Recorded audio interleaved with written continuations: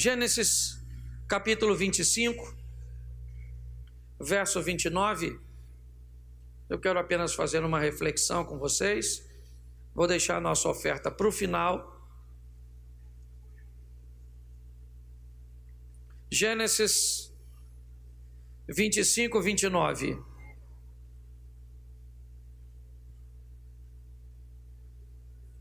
Amém?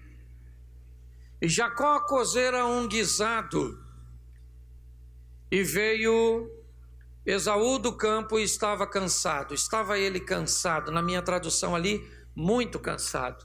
Verso 30. E disse Esaú a Jacó: deixa-me, peço-te, comer desse guisado vermelho, porque estou cansado. Por isso se chamou seu nome Edom.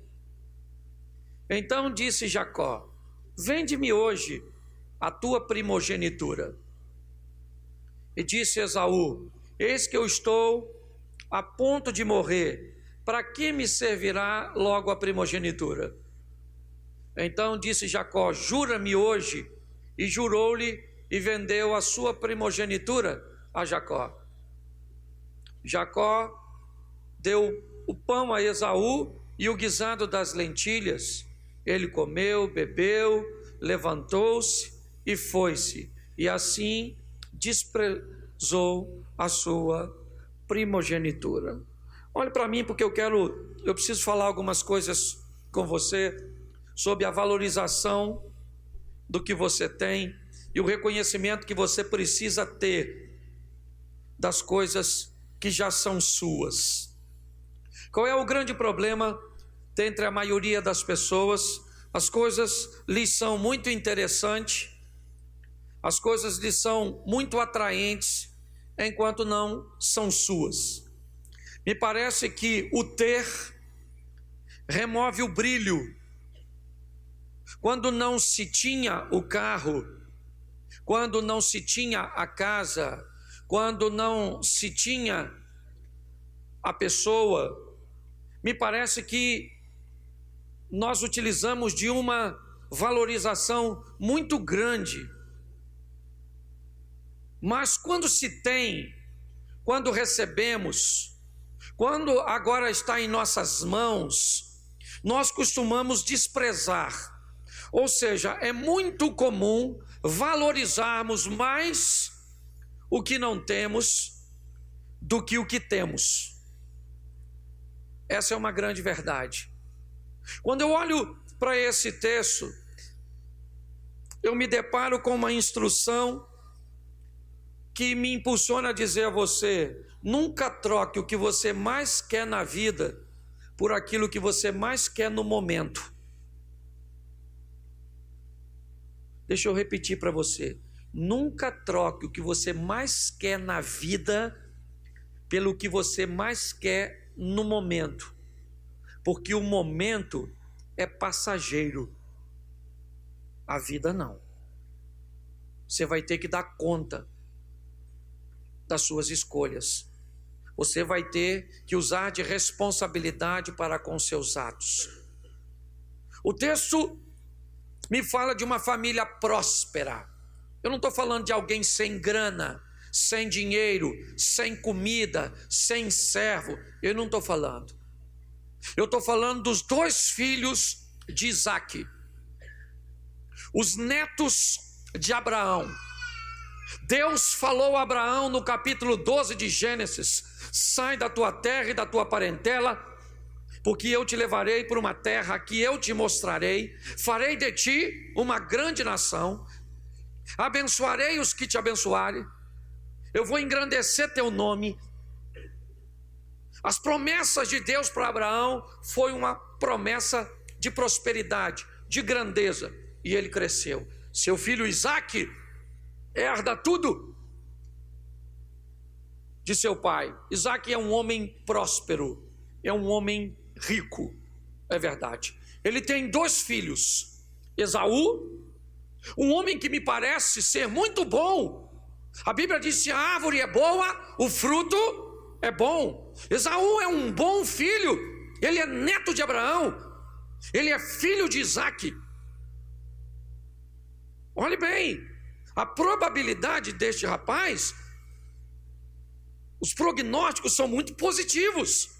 Ele vem de uma linhagem boa, que tem uma promessa, ele sobrevive naquele ambiente sob uma tradição oral, ou seja, era muito comum as histórias irem passando de seus pais. Então, Isaac devia falar com seus filhos sobre toda a promessa que Deus havia concedido a seu pai.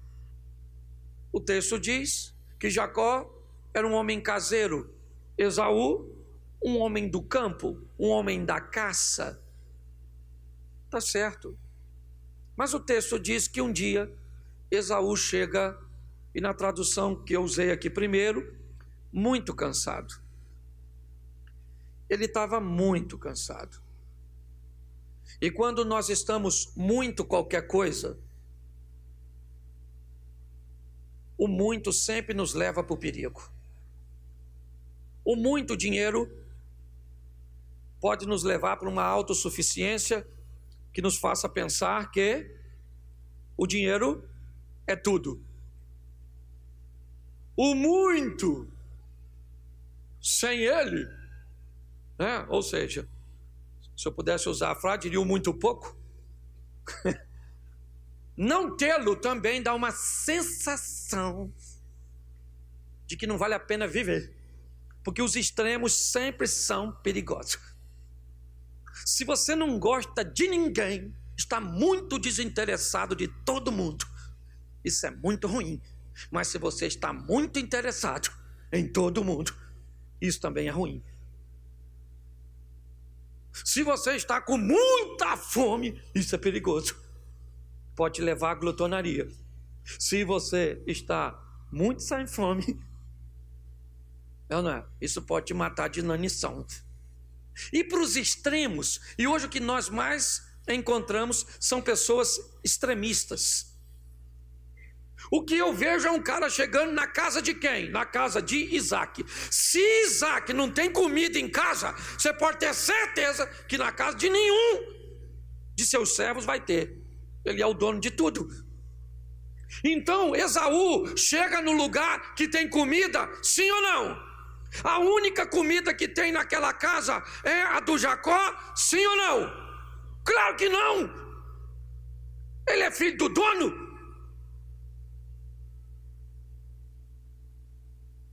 O Jacó, me dá aí um pouco desse guisado. Não dou. Ainda não? Ô, dona Antônia, faz o guisado melhor que o do Jacó, que eu estou com fome. O cara é o chefe.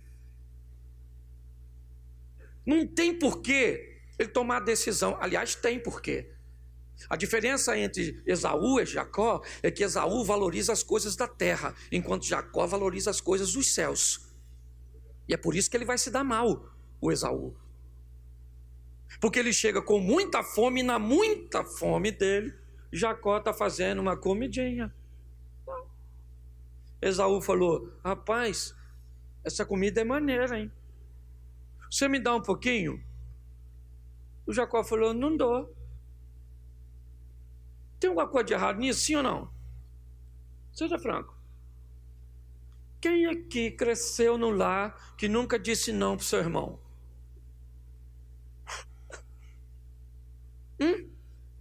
Vou usar seu chinelo. Não vai. Posso tomar banho primeiro? Aqui, ó. Me dá a coxa do frango. O pescoço é seu. Quem nunca disse e teve problema com o irmão? Não tem nada de errado aqui. A implicância sempre foi algo muito comum entre os irmãos. Então o Esaú chegou, olhou para o Jacó e disse: me dá um pouco dessa comida, desse guisado que você fez. Jacó falou: eu não dou, eu vendo. Ou troco, vamos fazer uma troca. E o cara estava muito cansado. Muito cansado, muito. Todas as vezes que você está muito, você pode perder o raciocínio lógico. Esaú falou: joia, quer trocar pelo quê? Pela tua primogenitura? Pô, Jacó, aí não, pô. Minha primogenitura, não. Mas o que era primogenitura? Era algo espiritual. Era uma bênção e uma conotação espiritual. Isso para Esaú está valendo alguma coisa no momento? Sim ou não? Ele está trocando algo para a vida por algo do momento. Essa é a conotação. Jacó vai ficar sem o guisado que ele preparou para ele comer, mas ele vai ter na mente dele algo muito vantajoso. Você acha que a primogenitura valia mais que o guisado, sim ou não? Você acha? Sim ou não? Valia? O valor é algo simbólico. Valia para mim e para você, mas não valia para quem? Para Esaú. Esse negócio, se vale ou não vale, é muito relativo. Valia, quanto valia uma primogenitura? Primogenitura não tem preço, é algo que não se pode pegar, é algo que não se pode palpar. Quem botou preço na primogenitura de Esaú não foi Jacó, foi Esaú. Deixa eu falar uma coisa para você. Se você hoje tem um Fusca e o cara para com uma Mercedes ali na frente e você fala para ele assim: cara, tu troca essa Mercedes no meu Fusca? Tem alguma coisa de errado você perguntar? Quanto vale o seu Fusca? Uns 5 mil. Quanto vale a Mercedes do cara? Uns 500 mil. Mas de repente o cara fala: eu gostei do seu Fusca, eu troco. A culpa é sua ou dele? Se ele não sabe o que as coisas valem para ele, isso não é problema seu. Sabe qual é o problema? Hoje tem gente que não sabe quanto custa. Você acha que mulher igual a sua, você encontra em qualquer lugar. Então deixa a sua e vai procurar para você ver se acha uma igual a sua. Você acha que pai igual ao seu, encontra em qualquer lugar. Então sai de casa e queira ser dono do seu nariz, e você vai descobrir o quão caro é um nariz. Porque só não sabe o valor porque é seu pai que paga o seu nariz. Eu quero ser dono do meu... Eu nem te vendo, eu te dou. É o seu nariz que você quer? Toma! A partir de hoje você paga a luz do seu quarto, a sua parte da TV a cabo, o ar-condicionado, as pessoas que vão passar a sua roupa. Cruzes. Nem parece que é meu pai. Nariz custa caro, filho. É ou não é? É que você... Então, o que nós vemos é o seguinte: pessoas que não sabem o valor daquilo que tem. Eu estou olhando para alguém desse jeito. É uma proposta absurda? Não foi. O cara aceitou. Sabe o que Jacó ouviu de Esaú? Para que eu quero a primogenitura se eu vou morrer de... Que morrer de fome, cara? Morrer de fome onde? Será que você é capaz de entender o que o Esaú está fazendo com o que ele está vivendo? Ele está potencializando. Ele está dando uma dimensão para a situação dele que ela é ilusória, ela não é real. Ele está dizendo: eu vou morrer de fome. Você não vai morrer de fome, a sua casa tem comida, tem gente aí para fazer.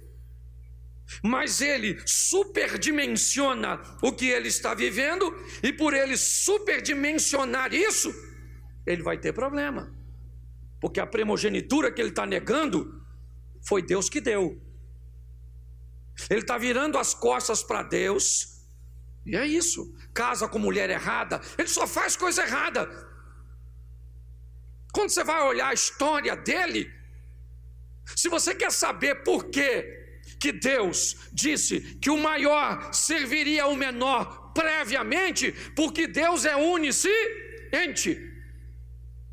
Não é porque Deus tem preferido, não. É porque a preferência era de Esaú. Era ele. Mas como suas decisões, suas escolhas, suas conexões foram erradas, e Deus já sabia disso, falou para sua mãe: o maior servirá ao menor. É isso. Ele vende a primogenitura ou troca, come o prato de lentilha, que provavelmente a maior parte dele ficou no ventre e foi embora. E o Jacó está com a sua primogenitura. Sim ou não? Sim. É muito importante eu entender que eu preciso valorizar o que eu tenho. Todas as vezes que eu valorizo o que eu tenho, eu passo uma mensagem para Deus, que eu sou alguém que sou capaz de valorizar. O quê? Aquilo que eu tenho, porque se eu tenho, foi Deus que me... A Bíblia diz que o homem não recebe nada que não seja, então tudo que eu tenho, foi Deus que me deu. Então eu tenho que aprender a valorizar o quê? O que é meu. Se eu valorizo aquilo que eu recebi, eu sou capaz e apto de receber novas coisas. Se eu não valorizo o que eu tenho, para que eu vou receber coisas novas? E preste atenção, isso é um hábito, eu não sei como é que eu posso chamar isso. Você conhece alguém que tem um guarda-roupa pequeno, bagunçado? Já se, né, essa palavra guarda-roupa que fica mais fácil. Um guarda-roupa todo bagunçado. O que essa pessoa diz? É bagunçado porque eu não tenho? Não tenho? Ele compra um maior. Fica arrumado ou bagunçado? Porque ainda é pequeno. Compra um maior. Fica bagunçado ou arrumado? Porque a bagunça não está no espaço, está nele. Porque o cara que é arrumado, ele tem uma caixa de papelão e está tudo arrumado. Quem aqui já fez caixa de papelão de armário? Levanta a mão. Tem uma turma aí. Quem aqui já levou caderno para a escola no saco de arroz de 5 quilos? Que isso, parceiro? Tamo junto, como diria Romário. E olha que eu tinha um saco de arroz da Cais,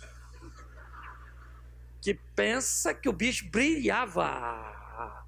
Tudo bem que quando eu estava chegando perto do colégio, eu tirava, dobrava e botava no bolso. Senão as meninas não iam se interessar por um cara. Mulher é mulher desde antigamente. Escute só. Quem tem valores tem. Por isso que a Bíblia diz: quem é fiel no, vai ser fiel no, e quem não é fiel no pouco, não vai ser no muito. É isso que ele está dizendo. Fidelidade é apenas uma opção. Eu optei. Então eu sou feliz com 10 reais dando um de dízimo, dando 50 centavos de oferta. Isso é fidelidade, sim ou não? Sim ou não? Vamos lá. Eu ganho 10 mil. Eu dou 200. Eu sou fiel, sim ou não? Mas eu dei 20 vezes mais do que o outro. Você consegue entender? O que nós estamos vendo é o quê? O cara valoriza o quê? O que eu tenho. O que eu tenho? É o meu guisado. Então ele é meu, eu boto o preço nele. E qual é a sua primogenitura? Bom, eu valorizo o meu, mas valorizo o seu. Na verdade, Jacó valorizava o que ele tinha e o que ele não, por isso que ele passou a ter. Ele sabia o valor do que ele queria. Sim, mas ele sabia valorizar o que tinha. E foi isso que levou esse camarada para onde? Esquece a visão profética. Eu estou dizendo de atitudes. Alcançar. O tempo passou. Passou. está tudo tranquilo. Chegou o dia de Isaque abençoar seu filho mais velho. O homem que vai receber a bênção da primogenitura, a bênção do governo, da transição, né, familiar ali. E esse homem quem é? Quem é? Esaú. Sim ou não? Sim ou não? Sim. Só que Esaú fez uma negociação com quem? Mas ele falou para Isaque? Falou? Esaú teve coragem de dizer: pai, não me chama não, vai lá e chama meu irmão. Ele fez isso? Não. Por quê? Porque quando ele tomou a atitude de negociar, ele não sabia o que estava fazendo.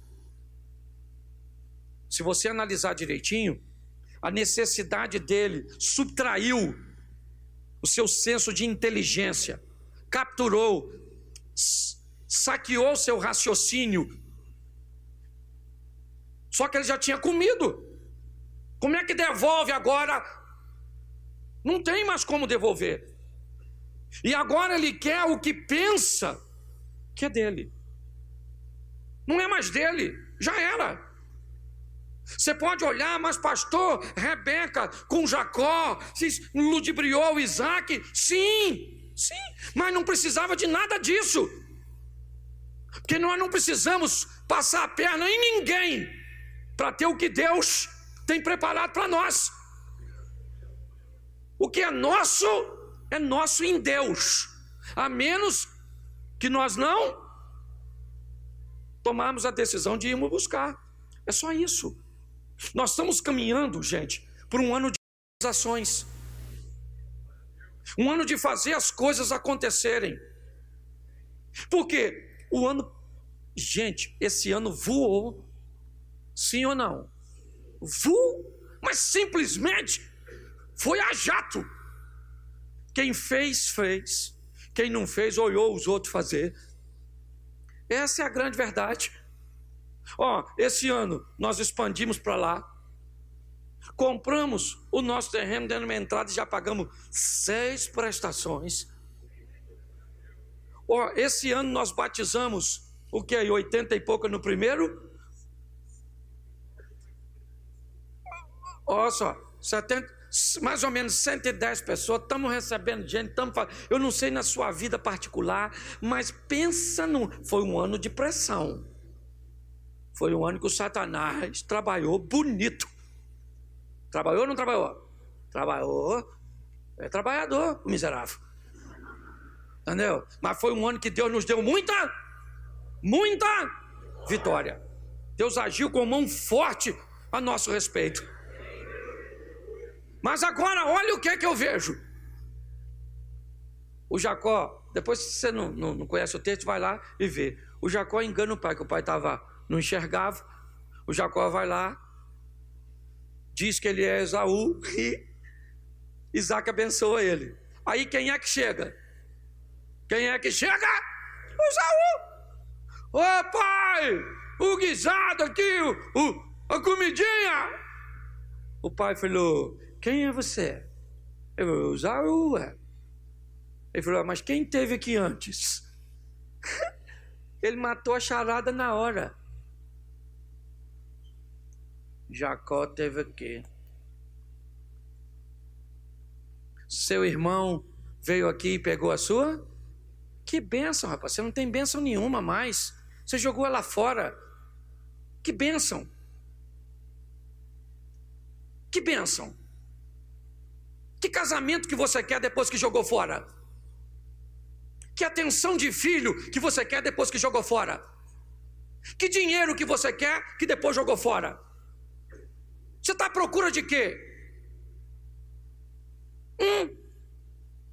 O que Esaú está procurando? Ele não tem nada. O que ele vai contar é com a misericórdia de Deus. Ele pegou tudo que tinha e jogou fora. E agora está querendo reclamar que algo é dele. A vida, querido, não tolera desaforos. A vida não tolera brincadeiras. Para ninguém. É só mudar de postura que o problema vira. É bonitinho o Jacó? Legal. Mas o que o Jacó tinha que fazer? Esaú, chega aí. Mamãe, chama os anciãos. Vem para a porta aqui da tenda. Vamos lá, tira a sandalinha do pé. Bota todo mundo aqui. É esse o ritual para resolver assuntos? Então bota a sandalinha. Vem cá. Esse cara chegou com fome. Eu estava preparando um guisado. Ele disse que queria o guisado. Eu disse que não ia dar e o guisado era meu. Se vocês acham que eu devia dar, é o problema de vocês. O guisado não era de vocês, era meu. Então o guisado era meu. Eu falei, eu não dou meu guisado. Eu não gosto muito de tu. E escute só. Eu quero a sua primogenitura. Eu imagino os anciãos olhando e dizendo, e aí? Aí ele falou, para que eu preciso de primogenitura? Se eu estou morrendo de fome, a bênção é minha ou dele? Os anciãos iam falar de quem? De quem? De Jacó ou de Esaú? Porque é assim que resolve o problema. O problema só se resolve se você tirar do porão e trazer para o convés. Sabe por que a maioria das pessoas se dão mal? Porque querem resolver problemas no porão, na escuridão, não querem deixar ninguém ver, querem vender uma imagem. Então tá bom, querido. Ele vai se potencializar e o que você tenta ocultar no escuro, ele vai explodir e vai vir à tona.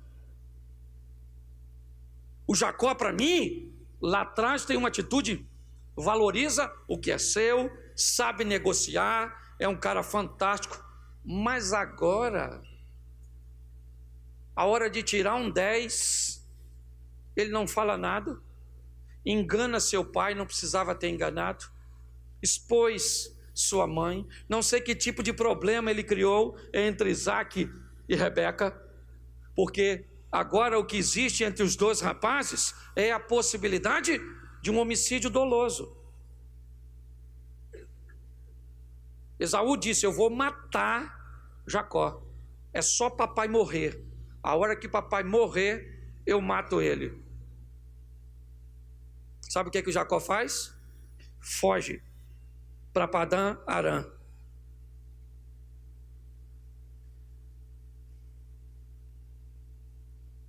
Todas as vezes que você não resolver um problema e tentar fugir, escute o que eu estou te falando, ele vai atrás de você. Jacó chega em Padã Arã, vai trabalhar para casar com uma moça chamada Raquel. Trabalha quantos anos? Quantos anos? No dia do casamento. No dia do casamento. 7 anos o cara trabalhando. Cadê o Esaú? Esaú está onde? Ficou para trás. Jacó agora está em Padã Arã, trabalhando para Labão, para casar com uma menina linda chamada Raquel. 7 anos o cara trabalha, vem o dia da festa, a noiva é preparada, adornada, banhada, perfumada, arrumada, coloca a dona na tenda, rostinho coberto, e o Jacó está lá tomando uns graus, dando um rolé assim com os homens, isso, fazendo sua despedida, maneiro, escureceu, isso, o Jacó meio chapado, enfia o Jacó na tenda, meio chapado, 7 anos para trabalhar por uma mulher, você acha que ele vai tentar ver quem é? O cara vai passar o serão na dona, é ou não é verdade? 7 anos trabalhando para a dona, ele olhou, tá aí quem é? Uma mulher. Pode ser até Aracida Almeida, é ou não é verdade? Eu vou pegar. O cara tá na febre do rato, trabalhou 7 anos, tudo escuro, pela mulher, olhando a mulher. Eu penso ele trabalhando e olhando para Raquel. Ah, Raquel. Pois é, vou pegar você. 7 anos olhando, filho. Foi, meu. Ele pegou. De manhã, quando ele acordou, porque se ele não tivesse pego, dava para anular o casamento. Ele não mexeu com ela. Mas como ele pegou, que ele olhou para o lado, menino, e falou, que maluco. Não era essa mulher. Ih, cara. Essa não é Raquel, não. É Lia. Lia tinha um olho para arquibancada, o outro para geral. Era meio bagunçadinha. Escute só. Ele levantou e correu na casa de quem? De quem? E falou porque rapaz, Labão, você me engana. Ele falou, mas na cabeça dele, sabe o que ele deve ter pensado?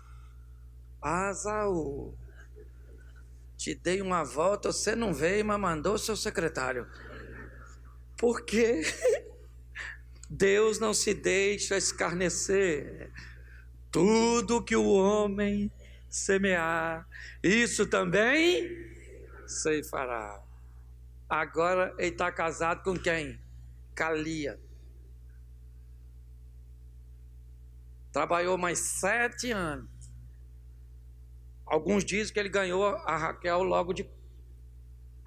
Não trabalhou 7 para casar com ela, não. O sogro reformulou a proposta, falou, eu te dou ela para casar. Você já leva, mas tem que trabalhar mais 7. O tal do Labão defasou o salário do Jacó 10 vezes. Labão devia ser o cara do INSS, desvalorizando o dinheiro aí dos aposentados. Pois é. Precisava de tudo isso? Sim ou não? Sim ou não? O Esaú se ferrou na vida, por quê? Porque Deus jogou sobre ele uma maldição? Sim ou não? Claro que não. Ele se ferrou porque não soube negociar e valorizar aquilo que era o Jacó. Se ferrou. Casando com a Leia ou com a Lia? Sim ou não? Por quê? Porque Deus amaldiçoou ele? Não, porque ele não ficou lá para resolver seu problema, para equacionar suas coisas, para botar as coisas às claras. Ou seja, eu não estou vendo nada do Satanás aqui e nem de Deus. Eu estou vendo de gente que toma decisões equivocadas. Só que esse pessoal, ele caminha com Deus. E Deus sempre procura corrigir a situação. Um belo dia, Deus diz a Jacó, pega tudo que tu tens e volta à terra de seus pais. Por quê? Porque precisa consertar alguma coisa lá. Tem alguma coisa que ficou para trás, que precisa ser corrigida. Você pagou um preço alto, seu irmão pagou outro preço alto. Eu não puni ninguém, vocês acabaram se punindo. E agora, o que acontece? Ele volta, se encontra com Esaú. E quando ele encontra com Esaú, Jacó diz, amedrontado, ô meu irmão, toma aqui todos esses presentes, tudo isso, toma tudo aqui para você, provavelmente com medo do irmão matá-lo. E Esaú disse, não rapaz, eu não quero nada, pode ficar com tudo que é seu. Os dois se abraçaram, se beijaram. No dia do enterro de Isaque, os dois estão juntos. Mas não precisavam ter vivido nada disso na sua jornada. Nada. Por quê? Porque não precisavam ter tomado as decisões. Ô gente, você quer ver o que é uma sequência do que Deus vai fazer na vida de alguém sem erro? Veja a vida de Jesus. Se você pegar de seu nascimento à sua morte, você não vai ver um equívoco dele em ações que geraram reações danosas. O dia que tentaram apedrejá-lo, ele simplesmente virou as costas e saiu andando no meio deles. A vida de Jesus é pautada em quê? No plano que Deus tinha para ele. E aí eu estou usando o Jesus homem. E não há nenhum desvio. Por quê? Porque ele programou viver do jeito que foi planejado. Vem aí um ano de se realizar. Com o quê? Com decisões assertivas. Estabelecendo primeiro sonhos alcançáveis. Agora, se você ainda é daquele que quer botar a culpa na sua mãe, você quer botar a culpa no PT, você quer botar a culpa no PMDB, você quer jogar todas as suas fichas em Jair Bolsonaro, você quer falar mal de seus pais, é a igreja, é o seu professor, é a internet. Querido, posso falar para você? Durante um bom tempo da minha vida, eu tentei achar culpados para o que eu vivia. Até que um dia eu me deparei com a dura realidade de que o maior culpado de tudo que eu vivia era eu. Resolvi diminuir meus erros, melhorar minha qualidade de vida. Ainda tenho muito que melhorar. Muito. Vivo pressões que vocês não fazem a mínima ideia. Às vezes me entra alguém reclamando de um problema no meu gabinete que me dá vontade de rir. Porque quando eu vou medir com aquilo que eu estou vivendo, eu fico imaginando, Senhor, parece que é um mentiolate no joelho de uma criança. Suas decisões te levarão para algum lugar. A pergunta é, será que eu vou gostar de estar lá? Coloque isso no seu coração. Para o seu futuro, duas coisas podem acontecer: sorriso ou lágrimas. É você que diz. Você é filho de Deus, você é separado de Deus, os anjos do Senhor estão ao seu redor, ao derredor está o diabo. Ele não pode tocar em você nem em mim, porque o Deus que nos protege é mais poderoso. Mas você escolhe